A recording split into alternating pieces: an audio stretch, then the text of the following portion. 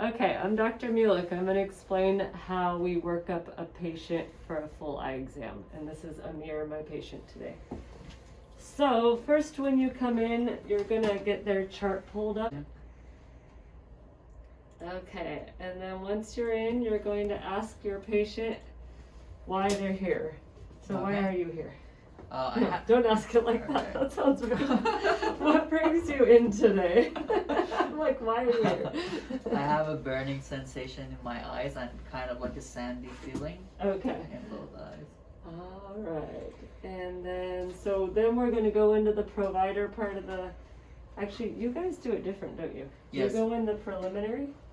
We start with intake. So. Intake. Okay. Yeah. So he starts with intake. And then you can write your chief complaint here. I usually type it in.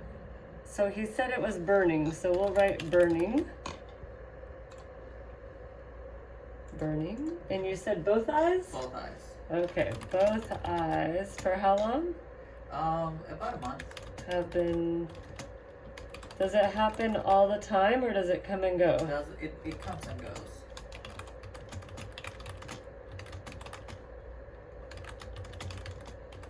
Do you use any eye drops? No, not any of them. And are you doing anything to help with your symptoms? No, I came here to see what can I do. Okay. Okay. So Amir said he had both eyes have been burning for about a month and it comes and it goes. He's not using any eye drops and he hasn't really done anything else to help it. No. In here you want to make sure you click at least 5 squares. So does this affect your vision?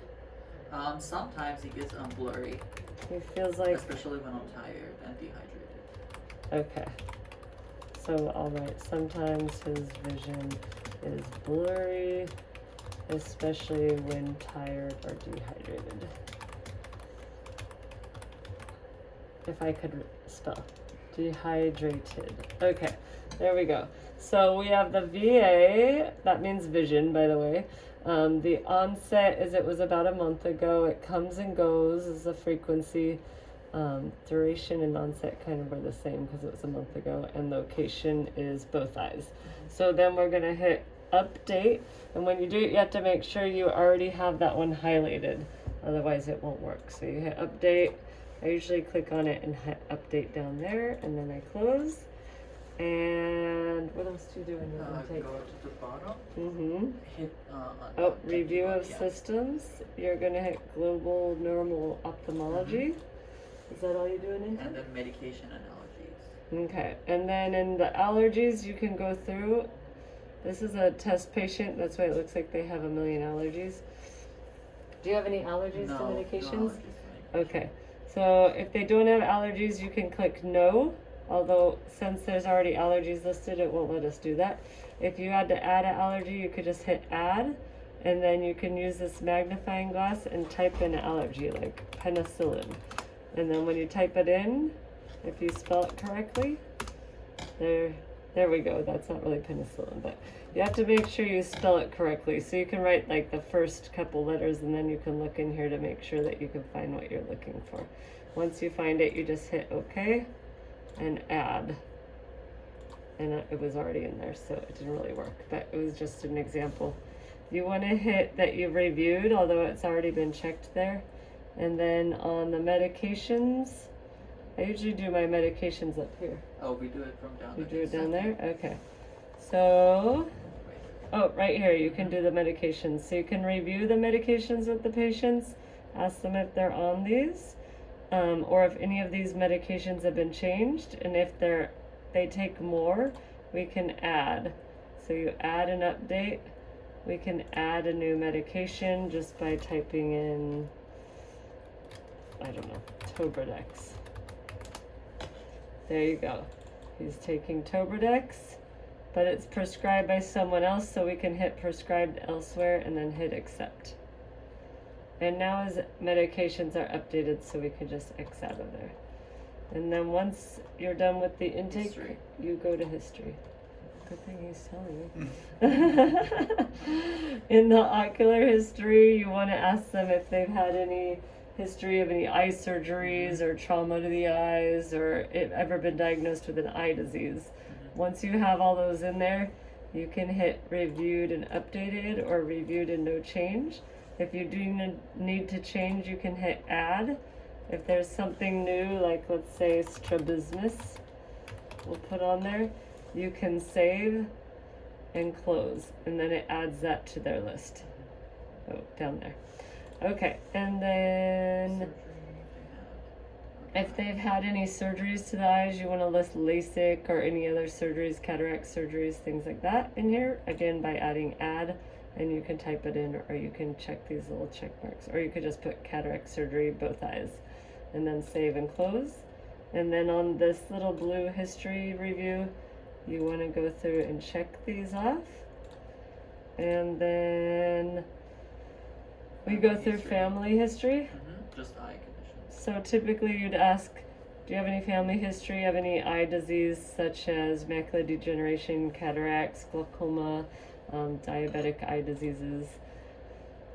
And then they'll let you know, and you can type those in. And then you also want to ask them if they are a smoker, and I did a video on how to import all the smoking, so we can pass that for now.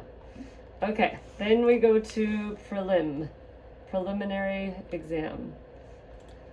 And to do vision, you hit add down here? Okay, so it's different in the provider one. Okay, so you give your patient this little thing.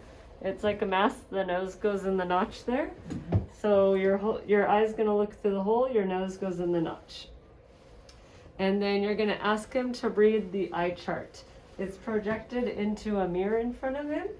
So right now I have it with 4 lines open. Can you see any of those?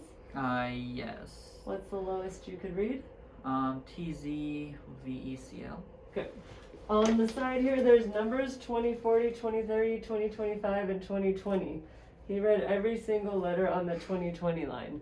If he was to have said TZVECO, then we would put 2020 minus 1 because he didn't get that last one. Or if he read APEOTF and then he read just one letter on the 2020 line, we'd say 2025 plus 1. So then we have him do it on the other eye. And nose in the notch there. What's the lowest you could see? Same thing, TZVECL. Good. So again, 2020. So then we document that in our NextGen. And he did this with glasses on. That's important. SC means without glasses. CC means with glasses. So we're going to put 2020 on the right eye and 2020 on the left eye. So the right eye is the OD and the left eye is the OS, and both eyes together is OU. So that I usually hit OK, or do you guys do all this here? The type of correction, glasses. Okay, type of correction right here, glasses. And then do you do your lensometry here? Yes, we just add the numbers. Okay, so the lensometry would be the numbers that they have in the glasses. You can give it to the optician, or we have a lensometer, and you guys can get it. And then the auto-refraction goes in this box here. So you type those in, and then if you're an optometrist, you're going to do a manifest refraction. But if you're doing this as a technician, you don't have to do that. So do you do your IOP here too? No, we just hit OK. So then we hit OK. Then go to IOP. You do your IOP down here. So then where it says IOP, you can hit add, and then you can watch the video on how to check IOP, but you just add it here. If you do Goldman or Tonopin, and then you can add your numbers, and you need to make sure you save it to the grid. So we'll do this and then save, and it'll save it to the grid. And then you hit OK. Okay. Now, are you done with that? No, we have to do this. Normal and oriented. Oh, and your pupils. Yes, let's do that. Yeah. Okay, but I don't have a... Let's do this first. Okay, put this over your eye one more time. Your nose will go in the notch. We're going to do what's called a confrontational visual field. Sometimes it doesn't work that well because that's really With small. glasses or without glasses? You could do it with your glasses. I can't even see them. So look right at my nose. While looking at my nose, I'm gonna hold my hand up like this. Don't look at my hand, just look at my nose. How many fingers do you see? 2. How many do you see here? 1. How many do you see here? 1. And how many do you see here? 3. And look at my nose. And how many do you see here? 3. 2. Are you doing that on purpose? Okay, so since he was having trouble up there, we can write superior nasal of the right eye was having trouble seeing the head in that area. Okay, look right here at my nose. And how many fingers? 1. And here. 5. And here. 2. And here. 1. Okay, perfect. So then we go back here, and where you do confrontational visual field, it's called CVF. And so you can put, on this one we can put abnormal, I'd say superior nasal, really. Superior nasal. And then on this one we can say full. He counted all of our fingers. When you're in the provider tab here, you are able to either copy the last exam to see what was documented, or if it's a new patient, you can put external WNL, which means within normal limits, and it's just going to put everything normal. But if they've been here before, you can put copy last exam. That's why it pre-populates everything from the last time. So for instance, this just pre-populated that he has a decent sized cataract in his right eye. And then you can pre-populate these. And then that way, when the doctor comes in, he can see what was already written from the time before. So that's helpful. Okay, since we don't have a light in here, I'm using my phone light. Actually, Amir's phone light. Okay, you're gonna have Amir take the glasses off, please. And look straight ahead. And you're gonna have to probably get a little closer, but we're gonna shine a light in one eye. And if the eyes are very dark, it's gonna be hard to see if the room lights are too dim. His are pretty good though, but you can see the pupil will constrict. When I pull it away, the pupil dilates a little bit and it constricts. The other eye should do the same. So even though I'm not shining the light in that eye will also constrict and dilate. I don't know if you guys are able to see that. But it's the same thing here. You want to constrict and dilate and make sure the other eye is doing the same thing. And then when you go back and forth between the two eyes, they should both stay about the same size. If one eye dilates suddenly, then you want to get the doctor and have them check the pupils for you. Okay?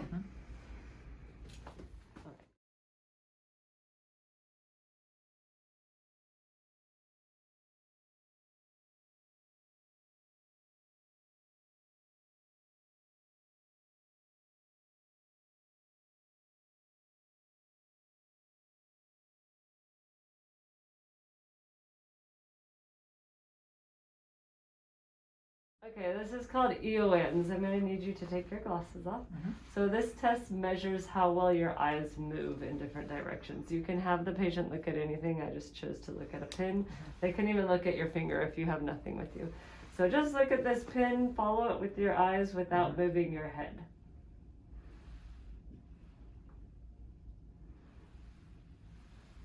So Amir has really good eye movements, but some people, you may go over here and see one eye doesn't go as far as the other. You would see that because you'd see more white on that part of the eye, and that usually would indicate there's some sort of a restriction. If you see that, you could also get a doctor and just have them confirm, but that's something to know. So typically, most people, you're gonna see full range of motion, but if you ever see something abnormal where it looks like maybe one eye is stuck or both eyes aren't moving as well as they should, then find a doctor or even an intern and they can double check that for you. Okay, so after you do your preliminary exam, you need to check eye pressure, and you can do that either with the Goldman or the Tonopin like we have in those other two videos. And then after you check their pressure, if they're here for a full dilated eye exam, you're going to put a drop of tropicamide and a drop of phenylephrine for most people. Sometimes if the patient has really light eyes or if they're really young, they do just fine with just a drop of tropicamide. But in most cases, you want to use both of these drops. And then when you check their pressure, if you're doing it with Goldman on the slit lamp there, you have to use a drop called Fluoresce. It numbs their eye. And if you're doing it with Tonopin, you have to use proparacaine. Okay, anything else? Oh, that's all I know.